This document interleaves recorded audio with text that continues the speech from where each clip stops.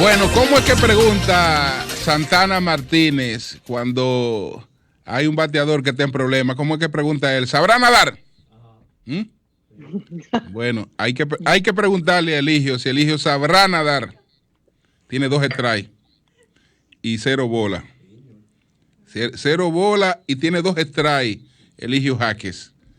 Primero, cuando anunció la iniciativa para comprar un edificio.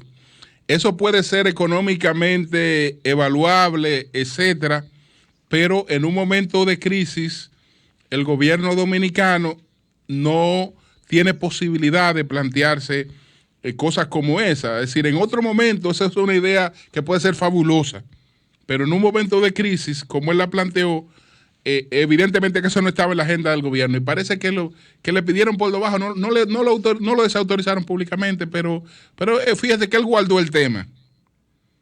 Entonces ahora saca el tema de un impuesto a las remesas.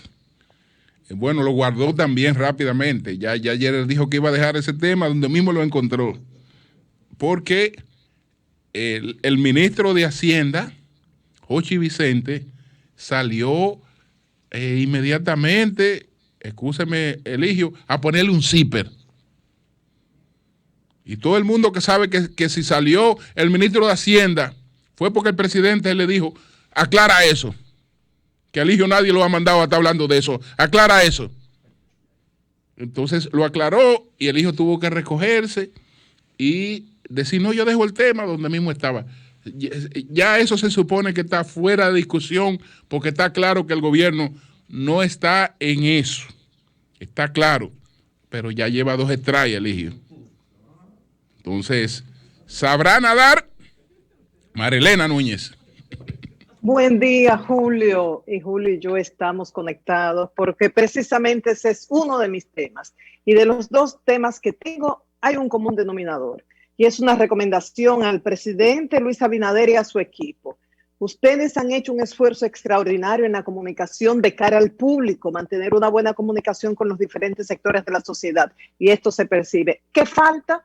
Comunicación entre ustedes. Muchos están actuando como islas y se contradicen. Por un lado, voy a hablar de cómo apicultores y agricultores que trabajan de la mano en otros países, aquí se están atacando por una denuncia de muertes masivas de abejas por el uso indiscriminado de productos tóxicos en fumigación de parte de algunos agricultores. Y por otro lado, esta propuesta que hace el cónsul dominicano en Nueva York, Eligio Jaques, de grabar con un 1% las remesas, y de inmediato el ministro de Hacienda, Jochi Vicente, que dice, esto es ilógico, esto es impracticable. Si bien es importante el fondo de esto, también es importante la forma. ¿Cómo es posible que haya tantas contradicciones? Vámonos con las abejas. Estuve conversando con Oleca Fernández. Ella es parte de Ámbar Miel, uno de los productos de la cooperativa apícola Maomita. Y ella me explicaba, o sea, cómo trabajan en muchos países apicultores y agricultores de la mano. Me decía, en Estados Unidos, por ejemplo, en los almendros, para la producción de almendras, la polinización total se hace a través de las abejas. En Europa, ella me explicaba, ella vive en Francia, los agricultores alquilan las abejas para aumentar, incrementar la polinización y lograr un mayor rendimiento en sus cultivos. Pero ustedes decían, bueno, eso es en países europeos, en Estados Unidos. No. Me explicó también que estuvo conversando con un productor de macadamia aquí en la República Dominicana y él le dijo, después que puse las cajas de abejas en mis siembras, la producción se incrementó en un 30%. Y ustedes dirán, ¿y por qué estamos hablando de este tema hoy? Por una denuncia que ha hecho precisamente Ámbar Miel de muertes masivas de abejas por la discriminación en el uso de productos para fumigación. En un apiario de 70 cajas, nos decía un apicultor, y han hecho una denuncia pública, no quedaron ni 5 cajas con abejas vivas. Imagínense 70 cajas de abejas y apenas 5 con abejas vivas. Esto está afectando sobre todo comunidades en Baní y Azua. Baní, Estebanía, Atillo, las Charcas de Azua, San Juan de las Matas, entre otros. Entonces, al fumigar en zonas agrícolas cercanas a los apiarios con productos que en muchos casos están prohibidos en otros países porque son muy tóxicos, esto está produciendo la muerte de las abejas. Ustedes dirán, ¿y esto qué implica? Si matan las abejas, se afecta el proceso de polinización y por ende se pone en riesgo la seguridad alimentaria. Por eso se habla como todo ocurre, como todo pasa en la naturaleza, que hay una interdependencia, hay una coexistencia. Las abejas ayudan a los agricultores y los agricultores a la vez con su siembra, su planta, su cultivo, ayudan a las abejas y a la producción de miel. Entonces es importante, no sé si ya está en línea, que hablemos de la parte oficial. ¿Qué está pasando? ¿Cuál es la magnitud del problema? Estos productos que se están usando, ¿cuáles son? ¿Están prohibidos en el país o están permitidos? No es posible que agricultores y apicultores trabajen de la mano. ¿Cuál puede ser la solución? O sea, que lea si me puedes informar. Sí, si está Nira Castillo. Si ella es la encargada, Julio, del Departamento de Apicultura de la Dirección de Ganadería, y de inmediato vamos a conversar con ella para que nos hable de la magnitud de este problema en base a la denuncia que ha hecho Ámbar Miel. Muy buenos días. Buen día, ¿cómo están todos? Bien. Bien. ¿Cuál es la situación con los apicultores en base a la denuncia que ha hecho Ámbar Miel? Bueno, lamentablemente, este es un problema recurrente. Todos los años tenemos denuncias de apicultores que le envenenan las abejas. Y al final del año pasado y a principio de lo que va de este año, tenemos muchos más casos reportados como nunca antes. Es increíble la magnitud del problema. ¿Se puede hablar de la cantidad de apicultores afectados? ¿Hay alguna variable que nos pueda ayudar a entender cuán grave es el problema?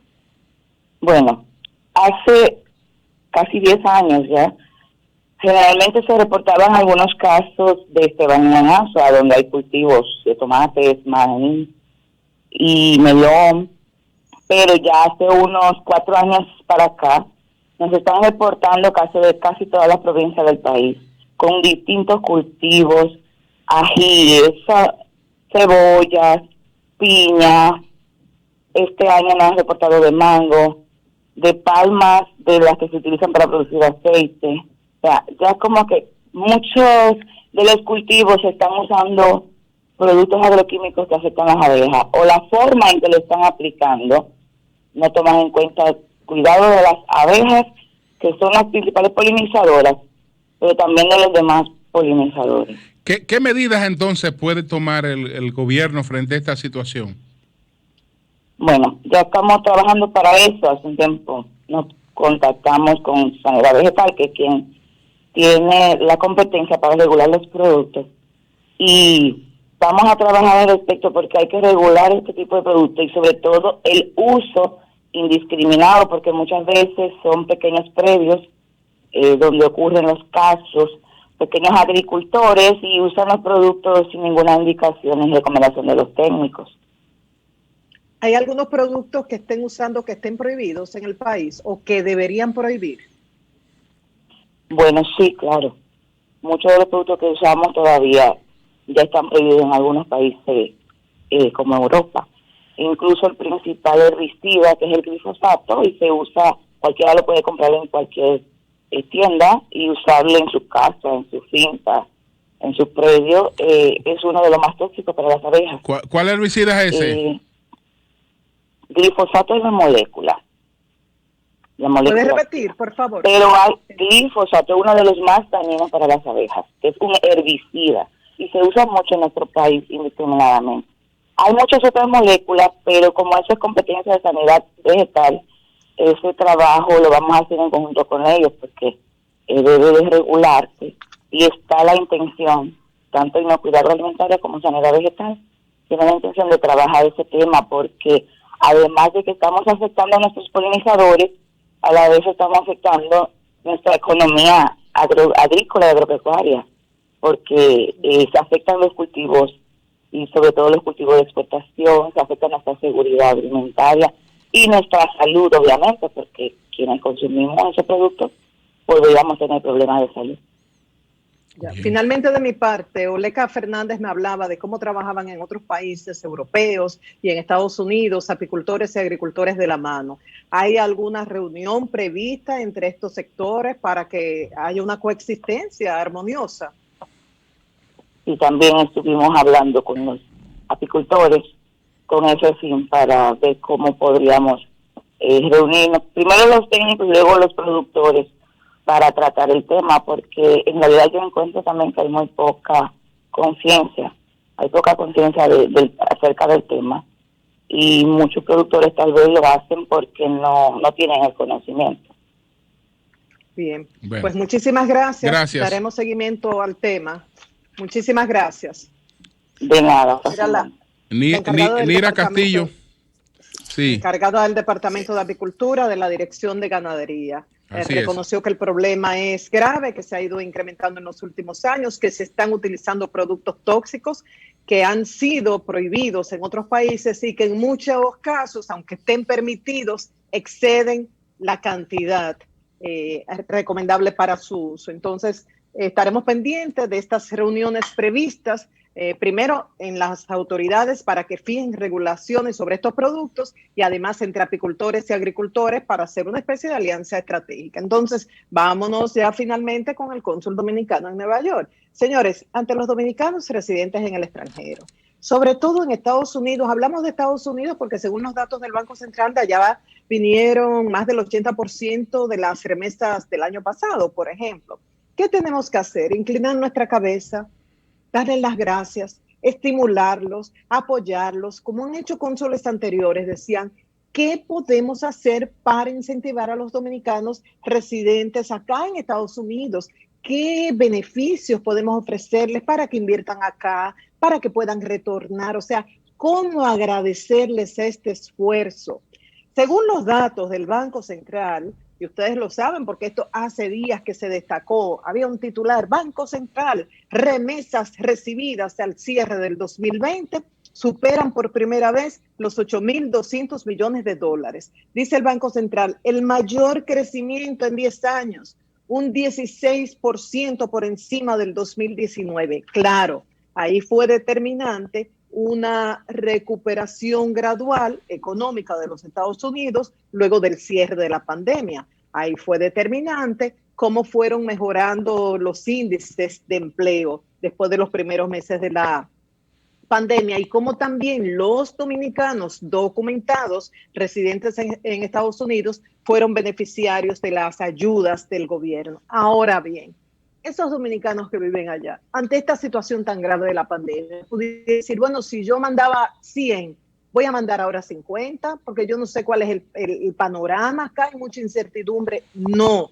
mandaron, cumplieron con su compromiso con sus familiares y por ende el país se beneficia. Entonces, ¿qué dice Eligio Jaques? Bueno, vamos a grabar con un 1% las remesas para hacer obras en beneficios de obras sociales en beneficio de la diáspora. Y dice él que no es una idea de él, sino una idea que viene desde hace tiempo. La pregunta que nos hacemos muchos es cómo un cónsul que representa un gobierno hace una propuesta de esta naturaleza de manera individual, unilateral, sin haber discutido eso con su equipo, con su gobierno, con sus compañeros. ¿Cómo es posible? Y como no lo hizo, se produce de inmediato la reacción del ministro de Hacienda, Jochi Vicente, que yo en lugar de Eligio Jaques tendría muchísima vergüenza. ¿Y qué dice Jochi Vicente? El gobierno nunca ha contemplado un impuesto a las remesas. Una medida como esta sería ilógica e impracticable. A nuestros hermanos en el exterior les damos las gracias por el gran esfuerzo que hacen para ayudar a sus familiares que viven en nuestro país. Ya es Eligio Jaques, que supo de esto, dijo, dejo el tema ahí, parece que no es su turno, parece que no se ha entendido. Entonces finalizo, Julio, diciendo, reiterando lo que dije al principio. Están practicando una buena comunicación, una transparencia con diferentes sectores de la sociedad, pero falta comunicación entre ustedes. Esto que acaba de pasar entre el ministro de Hacienda y el cónsul dominicano en Nueva York no debe repetirse. Y en el caso de apicultores y agricultores, tiene que haber comunicación y las autoridades tienen que establecer regulaciones para evitar que se afecte la seguridad alimentaria. Con esto finalizo, Julio. Bueno, tenemos que comunicarnos con uno de los abogados del ingeniero Francisco Pagán, porque está la información de que el ingeniero Francisco Pagán habría sido trasladado al hospital Juan Pablo Pina el pasado jueves porque habría padecido una ACV. Sabíamos que el ingeniero Pagán venía de un procedimiento quirúrgico hace poco tiempo y creo que las autoridades, al conocer de la medida de coerción, estaban en conocimiento de la situación del ingeniero Pagán, de quien yo no veo ningún obstáculo que pueda pues estar sometido a un proceso pues en prisión domiciliaria donde pudiera recibir todas las atenciones médicas del lugar. Pero ya veremos, vamos a ver cuál es la situación del ingeniero Pagán. Ellos apelaron todos las medidas de coerción y le fueron denegadas, es decir, fue ratificada la coerción original del juez Vargas. Esa es la situación. Cambio y fuera.